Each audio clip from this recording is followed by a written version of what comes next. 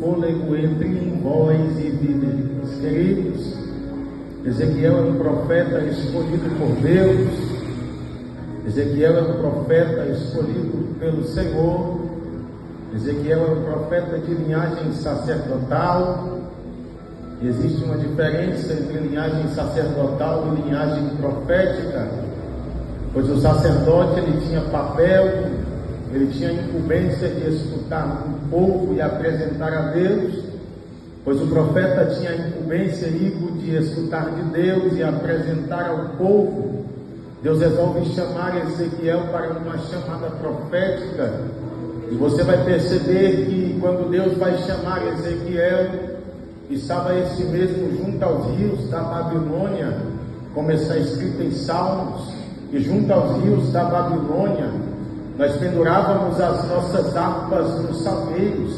Eles nos pediam para cantar, eles nos diziam: canta-nos um cântico novo, e nós respondíamos: como cantaremos se estamos em terras estranhas?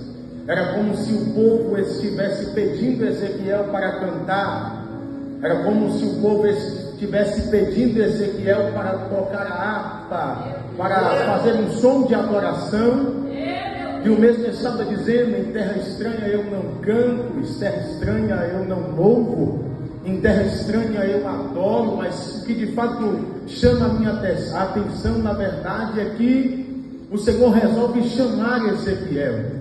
Mas já que não bastasse estar em terra estranha, já que não bastasse estar junto aos rios da Babilônia, sendo mantido em cativeiro, sendo mantido em cativo, Erisvaldo, o Senhor, quando vai chamar, certa feita, diz a Bíblia que o mesmo Ezequiel vai dizer: e ele me fez profetizar pela manhã.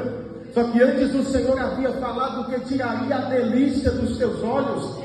E Ezequiel, Adeilton, vai dizer: e pela manhã profetizei, e à tarde o Senhor tirou de mim a minha esposa. Só que com Ezequiel o Senhor foi um pouco mais duro. Só que com Ezequiel o Senhor apertou um pouco o seu cinto, porque o Senhor disse, Israel, para Ezequiel: diante do povo você não vai chorar, diante do povo, Ezequiel, você não vai mostrar luto, diante do povo você tem que ser forte. Eu estou percebendo esse Deus, igreja, falando para alguém que está sofrendo com a dor da perda e dizendo: você vai perder, mas tem que permanecer de pé, e você não pode mostrar fraqueza. Eu estou percebendo Deus falando com alguém que Ele chamou, e quem sabe dizendo: quem foi chamado sofre, mas não pode mostrar que está sofrendo. Eu estou percebendo Deus, igreja, quem sabe falando com Ezequiel: Ezequiel, eu estou te chamando, mas o que de fato, na verdade, Ezequiel, você tem que entender que escolhido não tem escolha. Vai doer, mas é para viver a chamada. Levanta a tua mão que eu quero liberar uma palavra. No decorrer da tua caminhada vai ter dores, no decorrer da tua caminhada vai ter perca, vai ter lágrimas, mas uma coisa que não vai faltar é quem te chamou, Ezequiel. Então profetiza.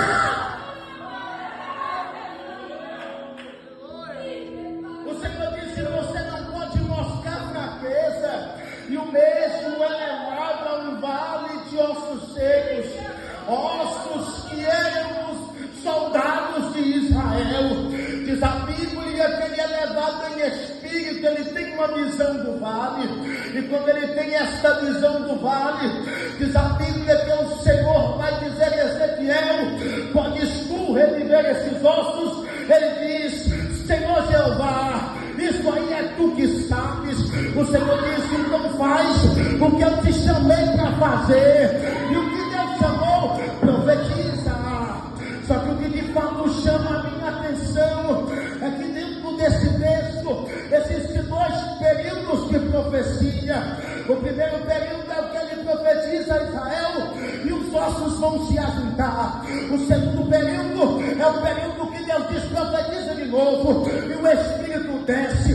Analisando o detalhe do texto, missionária Vanessa, eu afirmo que não tem como ser cheio do Espírito sem antes ter estrutura. É Deus dizendo para mim, para você nessa noite.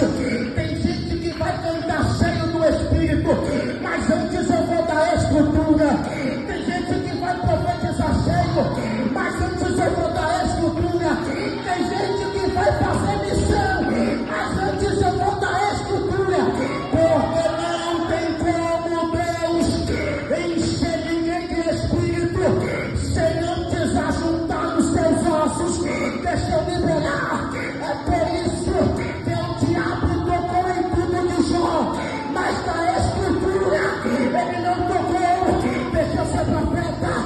Deus está te dando estrutura para depois liberar a chamada. Quem veio adorar? Abre a mão. Primeiro, Deus te dá estrutura para depois te encher do seu Espírito. Aplauda Jesus.